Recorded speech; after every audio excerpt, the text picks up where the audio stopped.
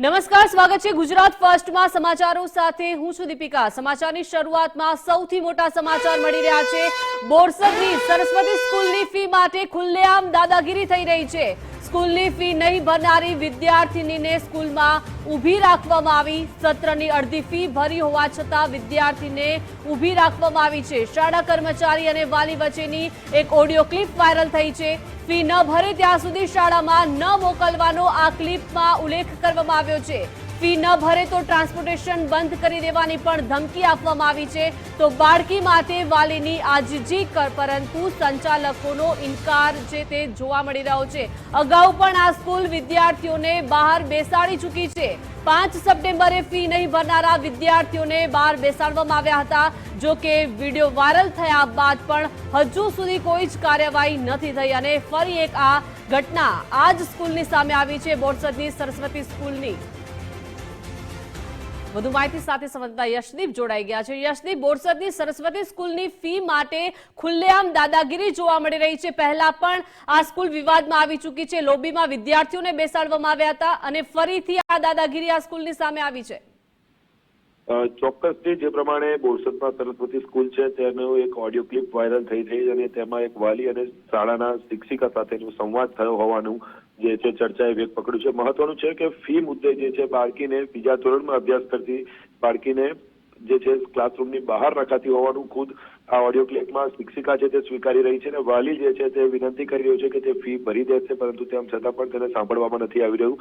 મહત્વનું છે કે અગાઉ પણ આ પ્રકારની વિદ્યાર્થીઓ સાથેના વલણનું ખોટી અસર બાળકોના માનસ પર પડી હોય તે પ્રકારની ઘટનાઓ બની ચૂકી છે। તે વચ્ચે સરસ્વતી સ્કૂલે જાણે કે શિક્ષણને જ વેપાર બનાવી દીધો હોય તે પ્રકારનું વર્તન વાલીઓ સાથે કરવામાં આવતું હોય તેવું સ્પષ્ટ આ ઓડિયો ક્લિપ પરથી સમજી શકાય તેવું છે। હજુ સુધી સત્તાવાર રીતે શાળા સંચાલકોના આ વિષયને લઈને કોઈ પણ નિવેદનો સામે નથી આવ્યા, પરંતુ બીજામાં ભણતી વિદ્યાર્થીનીને ફક્ત ફીના મુદ્દે જ્યારે વાલી દ્વારા આટલી વિનંતી કરવામાં આવે છે તેમ છતાં પણ એક અંતિમ ઓડિયોમાં જે સાંભળી શકાય છે કે તેને કહેવામાં આવે છે કે તેને સ્કૂલે ન મોકલો, તો આ પ્રકારેનું વર્તન કેટલું યોગ્ય છે? કારણ કે જ્યારે શિક્ષણ સાથે બાળકોને આ પ્રકારેનું વર્તન કરવામાં આવે છે ત્યારે તેની ખોટી અસર બાળકોના માનસ પર ઊભી થતી હોય છે। વાલી સાથે પણ આપણે સંપર્ક કરવાનો પ્રયત્ન કર્યો હતો। વાલી જે છે તેના દ્વારા જણાવવામાં આવ્યું હતું કે સમગ્ર ઘટના જે છે તે સાચી છે અને તેને લઈને આજે તેની બાળકી સાથે આ જે ઓડિયો ક્લિપ છે તે ગઈકાલનો જે સ્કૂલ સાથેનો સંવાદ છે તેની ઓડિયો ક્લિપ છે। ને જે બાળકના પિતા છે તેને પણ કન્ફર્મ કર્યું છે કે જે શાળા સંચાલકો છે તેમની રૂબરૂ મુલાકાતે તે ગયા હતા ત્યારે તેમને પણ ફીના મુદ્દે જે છે શાળા દ્વારા અછતતું વર્તન તેમની સાથે કરવામાં આવ્યું હતું। મહત્વનું છે કે આ સમગ્ર ઘટનાને લઈને શિક્ષણ જગતમાં લાંછન લાગે તે પ્રકારની ઘટના કહી શકાય। અને બીજી તરફે વાત કરીએ તો જે પ્રમાણે પ્રાઇવેટ સ્કૂલોમાં જે શિક્ષણ છે તેને વ્યાપારીકરણ બનાવી દીધું હોય શાળા સંચાલકોએ તે પ્રકારેનું વર્તન આજે બોરસદના એક જે બાળકીના વાલી સાથે જોવા મળ્યું છે। જી આભાર યશદીપ, વિગત સાથે જોડાયા તે બદલ। તો આપણી સાથે વિજય દેસાઈ લાઈવ જોડાઈ ગયા છે।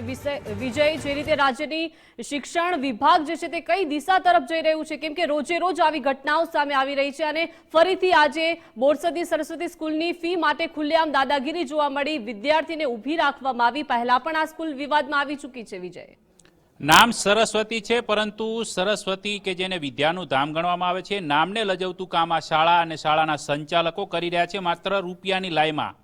કારણ કે એક વાલી જ્યારે આજીજી કરી રહ્યો છે કે ફી મહિનાના અંતમાં એ ભરવાનો છે, પરંતુ તેમ છતાં ફોન કરીને ધમકીઓ આપવામાં આવે છે કે તમારી દીકરીને ભણવા ન મોકલતા। તો શા માટે આવું થાય છે એ પણ એક બહુ મોટો પ્રશ્ન છે। કારણ કે આ સરસ્વતી જે સ્કૂલ છે જે બોરસદની અંદર આવેલી છે તેના પર કોઈ રાજકીય નેતાઓનું પીઠબળ છે કે કેમ?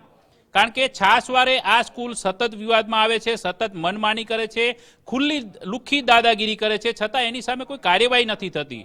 શિક્ષણ વિભાગ દર વખતે એવું કહીને છટકી જાય છે કે અમે કાર્યવાહી કરીશું। કારણ કે 5 સપ્ટેમ્બર જ્યારે શિક્ષક દિવસ હતો એ જ દિવસે આ સ્કૂલે તમામ નિર્લજ્જતાની હદ બતાવી હતી અને બાળકોને ખુલ્લામાં ઊભા રાખ્યા હતા ફી નહોતી ભરી બાબતમાં। ફરી એ શાળાએ ફરીથી આ રીતે વાલીને ધમકી આપીને સ્પષ્ટપણે કહેતા સંભળાય છે વિડીયોની અંદર જે ઓડિયો આવે છે તેમાં કે જો સરકારના નિયમ પ્રમાણે હું ચાલું ને તો મારી સ્કૂલ જ બંધ થઈ જાય, તો સ્કૂલ બંધ કરી દેવી જોઈએ જો તમારે નિયમો પાળવા ન હોય। કારણ કે સરકારી નિયમો છે, સ્પષ્ટ છે, તો નિયમોનું પાલન તો કરવું જ પડશે। આ રીતે લુખ્ખી દાદાગીરી તમે કઈ રીતના કરી શકો?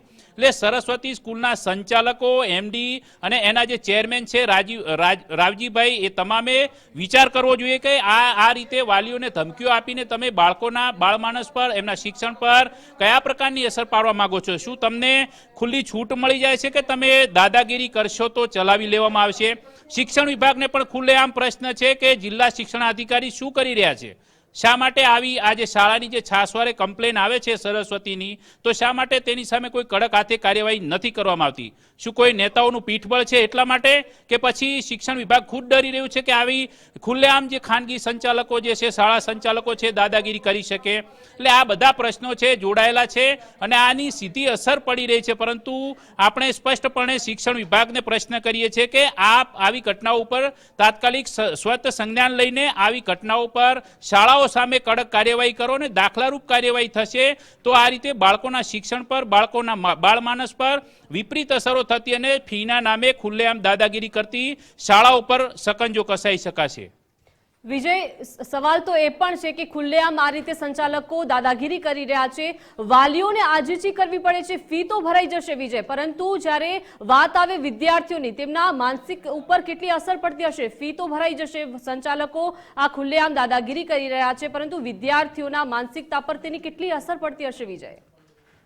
વિદ્યાર્થી એટલે નાની વયનું છે, બાળમાનસ છે, ધોરણ 2 ની વિદ્યાર્થીની છે, એને ખબર નથી કે પૈસા શું છે, ફી શું છે. એ તો હોંશે હોંશે ભણવા જાય છે, ભણીને પરત આવે છે, પરંતુ બાબત એ છે કે એના વાલીને ધમકીઓ મળે છે. તો વાલી જ્યારે એવું કહે છે કે તો હું કાલથી તમારી દીકરીને સ્કૂલે ન મોકલતા, જો એ દીકરી તૈયાર થાય કે પપ્પા મારે સ્કૂલે જવું છે, તો એ જો પપ્પા એમ કે બેટા નથી જવાનું, તો એના મનમાં કેવો આઘાત લાગતો હશે. જ્યારે કોઈ આ પ્રકારની વાતો એ જાણશે, એ સમજતી થશે, ત્યારે એને બાળમાનસ પર એ અસર પડશે કે આખરે આ પૈસા શું ચીજ છે. એના માટે થઈને જ એને આ પ્રકારે હેરાન કરવામાં આવી રહી છે. એટલે બાળમાનસમાં ઘણા બધા અસરો પડતી હશે, પડે છે અને મનોવૈજ્ઞાનિક રીતે દ્રઢ થયેલું છે. પરંતુ આજે શાળા સંચાલકો કે જેમને રૂપિયાની લાય છે, એવા લોકોને કોઈ પણ પ્રકારે ચેતવવું પડશે, એ લોકોએ જાગવું પડશે. આ રીતે ઉઘરાણીઓ કરીને બાળકોના માણસ પર કોઈ વિપરીત અસર ન થાય તે માટેના પ્રયાસ તેમણે પણ કરવા જોઈશે. વાલી કહે છે, કબૂલે છે કે ફી મહિનાના અંતમાં ભરવાની છે, આવી વાત થઈ ચૂકી છે, તેમ છતાં ફોન કરીને એવું કહેવામાં આવે છે કે તમારી દીકરીને કાલથી મોકલતા નહીં. તો આ એક પ્રશ્ન ઘણો ગંભીર છે, કારણ કે આ બાબતે શિક્ષણ વિભાગે જાગવું પડશે. અને આ સ્કૂલ આમ પણ પંકાયેલી છે એની આવી દાદાગીરી માટે. અગાઉ પણ આ રીતે કામ કરી ચૂકી છે. અગાઉ જે મીડિયા કહેવાય છે એવા પત્રકારો ઉપર પણ હુમલા કરાવી ચૂક્યા છે. એવી ઘટના પણ આ શાળામાંથી સામે આવેલી છે. એટલે આ શાળા સામે એક્શન તો લેવું જ જોઈએ. શિક્ષણ વિભાગ જો એક્શન અત્યારે નથી લેતું તો ફરી 5 મહિને 4 મહિને આ શાળાની ફરીથી આવી લુખ્ખી દાદાગીરી સામે આવશે. કારણ કે એ તો સ્પષ્ટપણે અંદર કહી રહ્યા છે વિડીયોમાં કે સરકારના નિયમ પ્રમાણે ચાલીએ તો અમારી સ્કૂલ ના ચાલે. માનીએ છે કે તમારી પાસે 400નો સ્ટાફ છે અને જુનિયર નર્સરીથી લઈને છેક 12મા સુધી અને મેડિકલ લેવલનું તમારું ગજું છે, પરંતુ એનો મતલબ એવો નથી કે તમે ખુલ્લેઆમ દાદાગીરી કરીને લૂંટફાટ ચલાવી શકો. એટલે આના પર શિક્ષણ વિભાગે એક્શન તાત્કાલિક ધોરણે લેવું જોઈએ.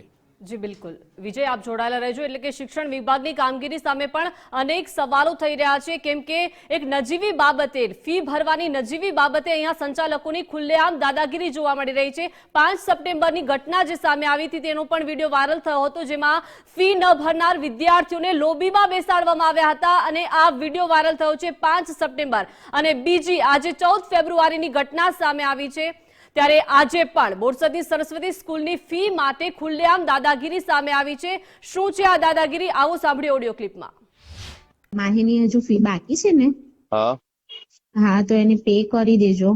નહીં તો એને પછી ક્લાસમાં બેસવા નહીં દે. આમ તો ટ્રાન્સપોર્ટેશન ની ના પાડેલી છે. એટલે મેં તે દિવસ આવેલો ને જ્યાં મળવા પેલા ભાઈને, તો મેં કીધેલું કે બીજા મહિનાના એન્ડમાં ઉપર જશે એવું કીધેલું જ મેં. હા એટલે આગળથી તમે ગમે તે કહેશો, પણ અહીંયા આગળ અમને એ લોકો ઇન્ફોર્મ કરે ને એટલે અમારે પછી તમને કેવું પડે એમ. અચ્છા, અને અત્યારે બહાર બેસાડો છો? અને કાલે તો એને બહાર જ બેસાડી હતી. હા બરાબર. અને આજે? આજે તો હમણાં ક્લાસમાં છે, કદાચ લાસ્ટ પીરિયડમાં બેસાડશે. એવું છે, એટલે રોજ લાસ્ટ એટલે જ્યાં સુધી પે નહીં કરો ત્યાં સુધી નહીં બેસવાડ દે એમ.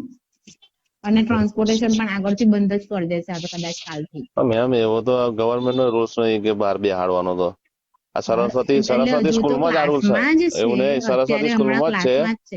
એટલે તમે મારી પાસે આર્ગ્યુમેન્ટ ના કરશો, તમારે કોઈ પ્રોબ્લેમ હોય તો તમે આગળ મળી લેજો. એવું નહીં, હું તે આ તો દિવસ બી મને કઈ ખાલી કે હું આ બીજા મહિનાની એન્ડમાં ભરી દઈશ કે તમારી છોકરીને મોકલે. મેં વચ્ચે તમે ના પાડી હતી બરાબર મોકલવાની, હા તો મેં નથી મોકલી. તો ફરી પેલા મળી ગયો તો કે છે કે તમે વાંધો નહીં મોકલી દો. તો તે વખત મેં 1000 રૂપિયા ટ્રાન્સપોર્ટના મને ભરવાનું કીધું, મેં ભરી દીધા.